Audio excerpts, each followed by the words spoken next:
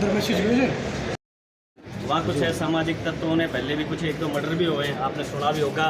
सब पत्रकार बंधु भी जानते हैं, मीडिया बाई टीवी हुई थी, 2-3 मर्डर हो चुके हैं सर वहाँ पे उस कॉलेज के आगे। सिर्फ शराब पीकर है सामाजिक तत्व इस प्रकार का अभद्र व्यवहार करते हैं। हमारी बहन बेटियाँ उसकी 2 अवैध शराब के ठेके हमारे बूढ़वाड़ा पंचायत के अंदर संचालित हैं। काफ़ी बार हमने पुलिस प्रशासन को भी अलर्ट किया, कलेक्टर साहब को भी ज्ञापन दिया, लेकिन कोई सुनवाई नहीं होती। उन ठेके वालों को पुलिस अरेस्ट करती है और 1-2 घंटे बाद उनको वापस छोड़ देती है। इस विषय में हमने ज्ञापन दिया कि हमारे समाज को हम अच्छा कैसे साफ सुथरा कैसे बना सके, नशा मुक्त कैसे करें। सर आप एक विशेष ब्रांच को लेकर बात कर रहे हैं या पूरे बहरोड की बात कर रहे हैं या वार्ड की बात कर रहे हैं? सर क्योंकि पुष्पेंद्र जी बहरोड में भी और जगह ब्रांचें चल रही है, तो हम सबका ये विषय है कि आप एक ही पर्टिकुलर ब्रांच को लेकर के ये आंदोलन कर रहे हैं या फिर आप ये जो अलग है ये पूरे बहरोड के अवैध ठेकों को लेकर के चला रहे हैं? सर ये अभी शुरुआत है जो गोडवाल से और यहाँ से की गई है, लेकिन पूरे बहरोड में हम इस मुहिम को चलाएंगे।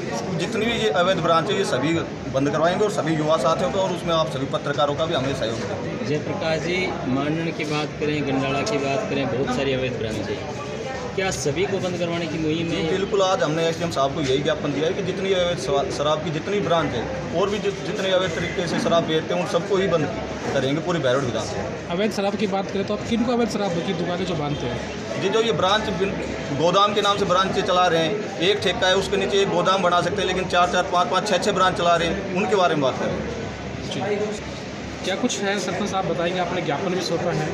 ऐतराज नहीं है, पूरे बहरोड क्षेत्र और नीराना क्षेत्र में जितने भी अवैध ठेके हैं सभी को बंद कराने की मुहिम हम आज से स्टार्ट कर चुके हैं। ये शुरुआत आगे और भी बहुत बड़ा क्योंकि सर आप देख रहे हो भाई साहब, आप पत्रकार बंधु, आप समाज की कड़ियों को जोड़ते हैं, आप समाज की बातों को आगे रखते हैं। मैं तो आप सब पत्रकार बंधुओं से निवेदन करूंगा कि युवाओं का जो भविष्य उसको आप बचा लीजिए, क्योंकि आज युवा है, आप सब चीज़ों को हर चीज़ से प्रभावित है कि किस प्रकार से अवैध नशे का कारोबार बहरोड में पनपा है। या इसमें मैं तो खुले रूप से मैं कहता हूं कि इसमें कहीं ना कहीं राजनीतिक नेताओं का जरूर हाथ है, किसी भी प्रकार से हो, क्योंकि बिना किसी राजनीतिक व्यक्ति के इस प्रकार के काम नहीं हो सकते, आपको भी पता है। क्योंकि अवैध है लेकिन काम कोई भी नहीं, मतलब पिछले सेम वही काम आज भी इस राज्य में हो रहे हैं, तो फिर क्या सरकार बदलने का फायदा, क्या हम नेता अलग से चुनने का फायदा, क्या फायदा हुआ है बहरोड को? अगर कार्रवाई नहीं होती तो अगला कदम क्या रहेगा? अगला कदम हमको यहाँ पर धरना प्रदर्शन भी करना पड़े और भूख हड़ताल पे बैठना पड़े, और जब तक कार्रवाई नहीं होगी चाहे हमारी जान भी चल जाए, हम भूख हड़ताल से नहीं उठेंगे। आपने अभी बात करी भारतीय जनता पार्टी की, निश्चित रूप से राजस्थान में भाजपा की सरकार है,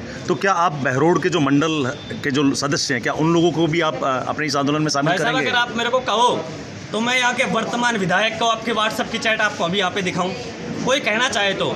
मैंने उनके भाई साहब मोहित जी से भी बात की, उन्होंने कहा कि RS IAS बदलेंगे तो ठेके हटेंगे। साहब कमाल की बात होगी कि RS IAS साहब ठेके चला रहे हैं, कमाल की बात, आप पढ़े लिखे हो, मेरा उनसे कोई व्यक्तिगत विरोध नहीं है, लेकिन अगर समाज के साथ खिलवाड़ होगी तो हमें तो आवाज़ उठानी पड़ेगी। हमने तो पहले भी झेला है, हम तो और भी झेल सकते हैं, लेकिन समाज के साथ और अपने बहन बेटियों के साथ इस प्रकार का व्यवहार अपने समाज को दूषित नहीं होने देंगे, चाहे वो किसी भी लेवल का नेता हो। हमें अगर कुछ भी करना पड़े, चाहे जान देनी पड़े, आज से हम अल्टीमेटम देते हैं, 7 से 10 दिन का टाइम यहाँ पे है, और 10 दिन के अंदर अगर वो ठेके वहाँ से नहीं हटते हैं या और ठेकों पर कार्रवाई नहीं करता है प्रशासन, तो हम पूर्ण रूप से बहरोड की युवा शक्ति के साथ बड़ा आंदोलन लेंगे और यहीं आपके सामने भूख हड़ताल पर बैठेंगे, जान चली जाएगी।